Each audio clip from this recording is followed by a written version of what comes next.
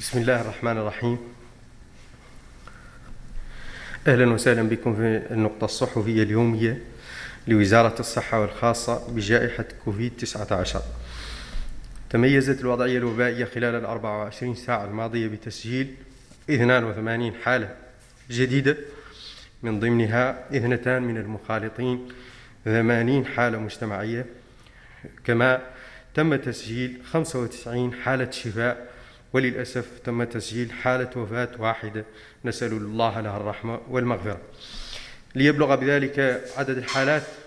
منذ بداية الجائحة 35,462، من ضمنها 9,782 من المخالطين، 25,474 حالات مجتمعية، 206 حالة مستوردة، 33,683 تم شفاؤهم، 766 من الوفيات منذ بداية الجائحة، نسأل الله لهم الرحمة جميعا. أما بخصوص الحالات النشطة اليوم، تصل إلى 1013 حالة نشطة، من ضمنها 983 حالة بدون أعراض، 19 خفيفة و11 خطيرة. توزعت الإصابات خلال 24 ساعة الماضية حسب المقاطعات على النحو التالي: 4 في تام شقط، 1 في باركيول، 1 في قرو، 1 في مبود، 1 في مقامة، 1 في موقل، 2 في بوتليميت، 1 في المذرذرة، 1 في واد الناقة، 2 في أطار، 2 في شنقيط، 4 في وادان، 4 في الشامي، 2 في نواذيبو، 1 في المجرية، 4 في تجيجة، 2 في فديرك، 18 في الزوارات، 3 في أكجوجة، 1 في القصر، 1 في سبخة، و12 حالة في تفرق زينة، 1 في دار النعيم، 1 في تيارت، 8 في تجنين، 1 في عرفات، 2 في الميناء. بلغ عدد الفحوص التي تم إجراؤها خلال 24 ساعة الماضية 1514، من ضمنها 947 من فحوص السريعة TDR، و566 من فحوص الحمض النووي PCR، ليصل بذلك عدد الفحوص التي تم إجراؤها منذ بداية الجائحة 351,985 من الفحوص السريعة TDR، و 151,457 من فحوص الحمض النووي PCR. تم خلال 24 ساعة الماضية حجز 10 حالات، من ضمنها 7 خفيفة و3 خطيرة، فيما تم خروج 6 حالات من المستشفى، نسأل الله لهم الشفاء التام. تتوزع الحالات المحجوزة حسب المستشفيات على النحو التالي: 1 بمركز الاستطباب بآطار، 2 بمركز الاستطباب بنواذيبو، 1 بمركز الاستطباب بالزويرات، 12 حالة بالمستشفى الميداني محمد بن زايد، من ضمنها 9 حالات خطيرة، 1 في مركز الأمومة والطفولة، 10 في المستشفى الوطني، من ضمنها 1 خطيرة، 3 حالات في مستشفى الشيخ زايد، من ضمنها 1 خطيرة، أي ما مجموعه 30 حالة محجوزة حتى الآن على عموم التراب الوطني. ليصل بذلك عدد الحالات التي تم حجزها منذ بداية الجائحة 4616، من ضمنها 3570 حالة خفيفة، و1046 حالة خطيرة،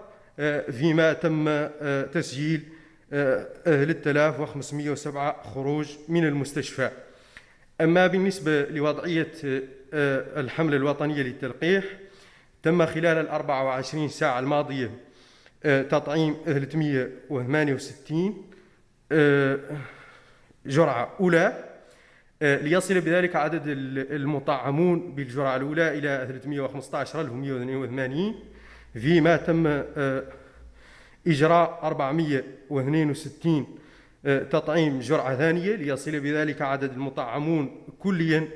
557,432،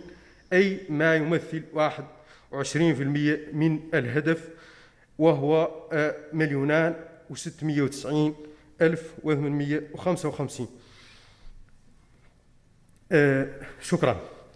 Bienvenue au point quotidien du ministère de la Santé consacré à la COVID-19. Durant la dernière 24 heures, nous avons enregistré 82 nouveaux cas, dont 2 cas contacts, 80 cas communautaires, et nous avons enregistré 95 sorties de l'hôpital, et malheureusement, nous avons enregistré un cas de décès. Nas'alullah laha ar-rahma wal maghfira. Ce qui porte le cumul de cas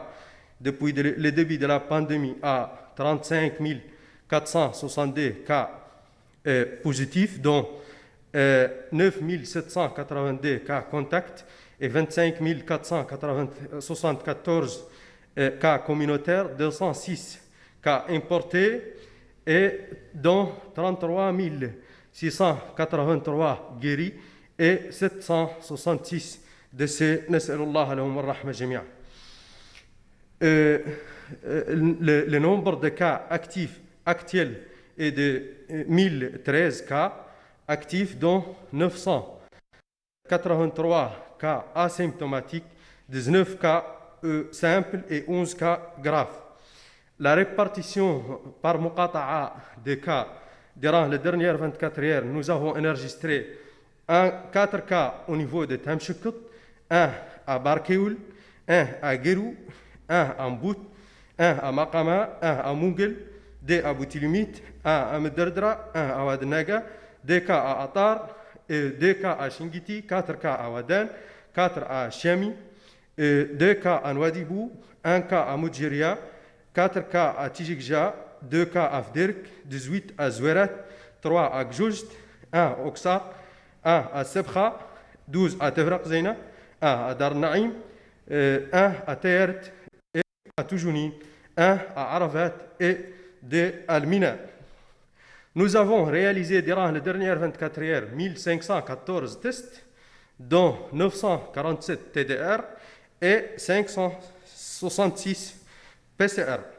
ce qui porte le nombre de tests réalisés depuis le début de la pandémie à 532 635, dont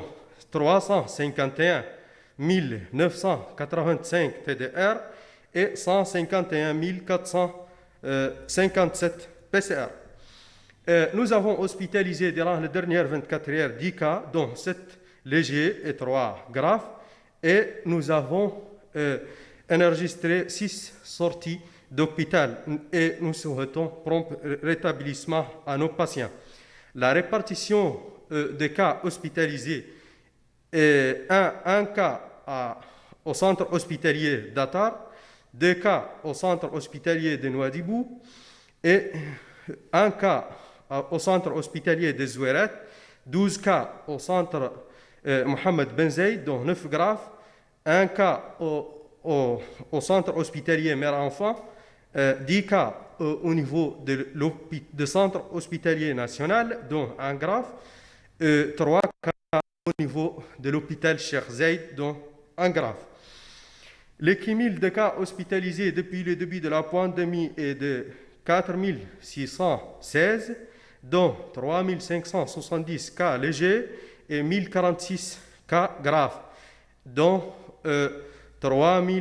507 sorties de l'hôpital. La situation de la campagne de vaccination, durant les dernières 24 heures, nous avons administré 368 premières doses, ce qui porte le cumul de premières doses à 315 182, et ainsi nous avons administré 462 deuxième dose, ce qui porte le cumul de deuxième dose ou complètement vacciné à 557 432, ce qui représente 21% des cibles nationales, qui est 2 690 855. Et je vous remercie.